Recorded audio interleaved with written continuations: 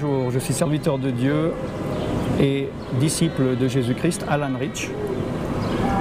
En direct, je suis là, sur place, à Jérusalem, devant le mur occidental, pour ceux qui me regardent en vidéo sur tvjesuschrist.com, pour ceux qui m'écoutent sur radiojésuschrist.com, soyez bénis.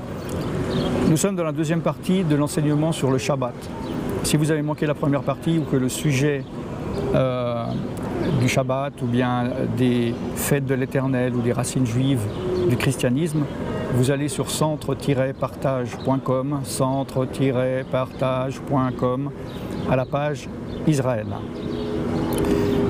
Je vais donc continuer l'enseignement sur le Shabbat. Comme je l'ai dit dans le premier enseignement, Dieu a créé l'univers en 6 jours. Le 7e, alors en version française, souvent il est mis « il s'est reposé ». C'est pas vraiment le terme juste. Vous savez qu'en hébreu, il y a moins de mots qu'en français et l'hébreu ancien, encore moins.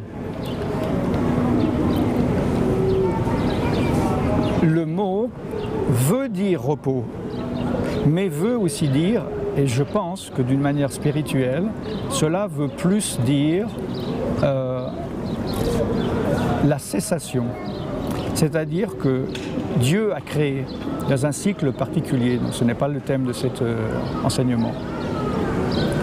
Le premier, le deuxième, le troisième, le quatrième, le cinquième et le 6e.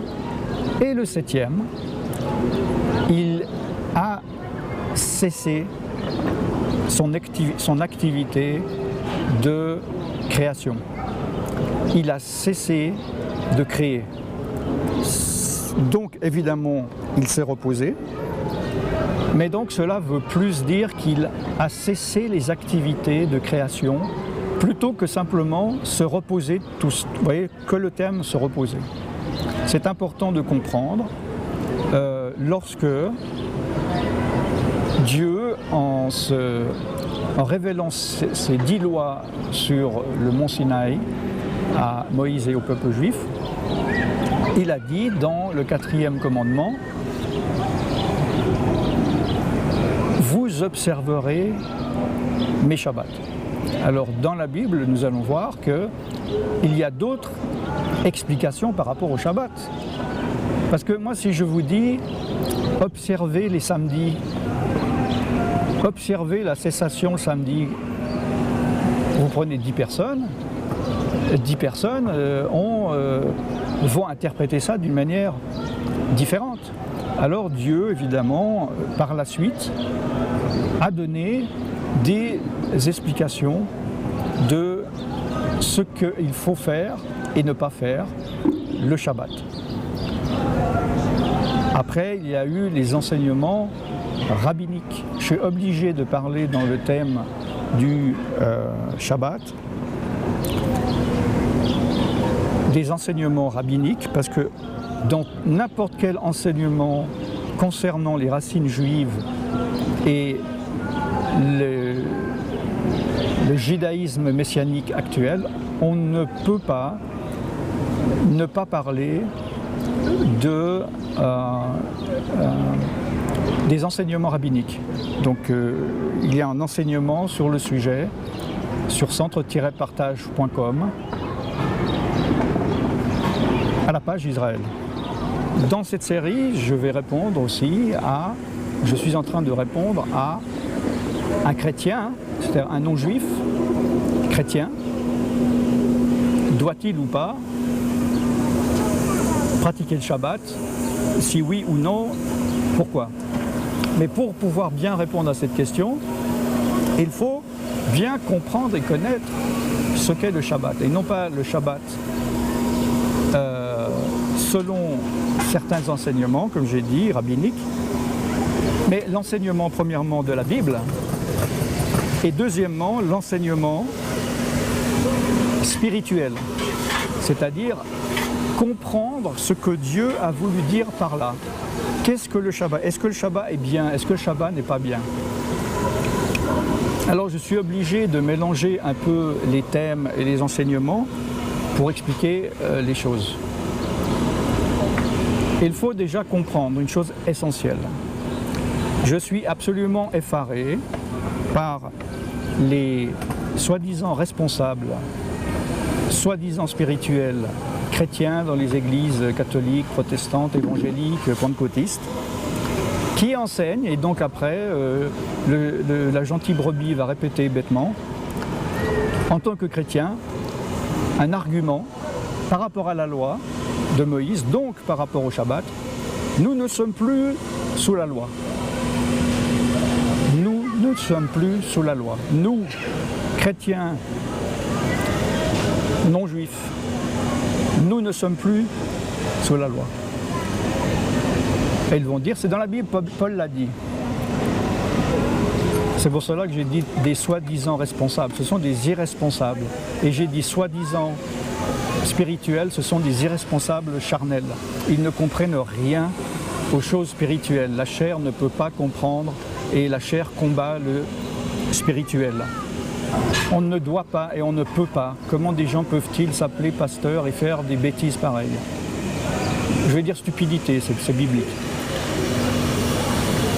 Quand Paul a écrit ce passage, il ne parlait pas à des païens, à des non-juifs convertis à Jésus-Christ, c'est-à-dire à des chrétiens.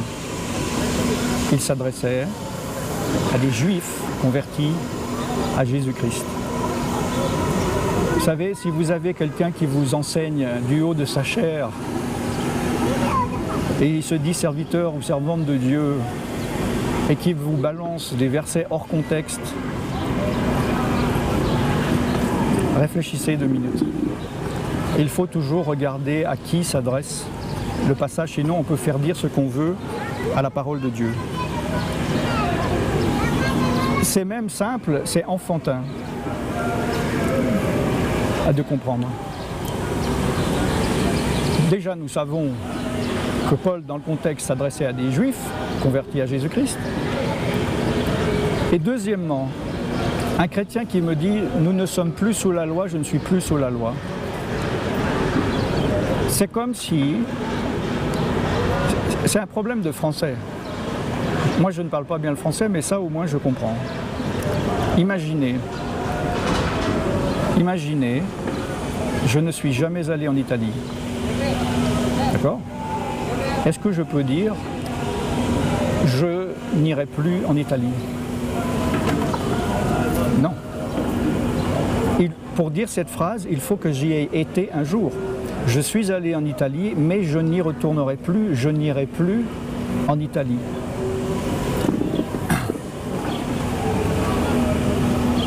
Vous, comme moi, pour ceux qui sont des nations, des chrétiens non-juifs, vous n'avez jamais été sous la loi de Moïse, vous n'êtes pas juif. Vos ancêtres n'étaient pas au pied du mont Sinaï, n'ont pas fait alliance avec Dieu et les 10 commandements en disant « Moi et mes enfants, nous obéirons à tes lois ». Donc, en tant que personne des nations, vous ne pouvez pas, nous ne pouvons pas dire la raison pour laquelle je n'observe pas la loi de Dieu, la loi de la première alliance, c'est parce que je ne suis plus sous la loi. Ceci est une aberration. Donc je dis ça pour déjà enlever des préconceptions, des choses, des bases de raisonnement qui sont complètement erronées. D'accord? C'est même du bon sens, c'est même pas une révélation spirituelle. D'accord? De vous dire, réfléchissez, on peut prendre quelqu'un avec une intelligence moyenne dans la rue, lui dire, lisez-moi ce texte, vous qui ne comprenez rien, à qui Paul s'adressait à des juifs, ils disent, vous n'êtes plus sous la loi, d'accord? Et maintenant, une personne non juive qui dit, je n'y suis plus sous la loi. Il va dire, c'est aberrant. Et donc, c'est au niveau du bon sens. D'accord? vous comprendrez dans le troisième enseignement, cela va faire du sens, ce que je dis maintenant. Donc ne manquez pas évidemment les enseignements suivants. Bien, je vais m'arrêter ici pour la deuxième partie sur le Shabbat. Restez connectés sur radiojésuschrist.com pour ceux qui m'écoutent sur Radio Jésus-Christ. Restez connectés sur tvjésuschrist.com pour ceux qui me regardent sur tvjésuschrist.com. Et si vous êtes intéressé au sujet, vous pouvez aller voir les vidéos, toutes les vidéos sur le sujet sur centre-partage.com à la page Israël et dans les archives de radiojésuschrist.com. Je suis serviteur de Dieu et disciple de Jésus-Christ, Alan Rich, et je vous dis shalom depuis Jérusalem, la ville bénie et éternelle de Dieu.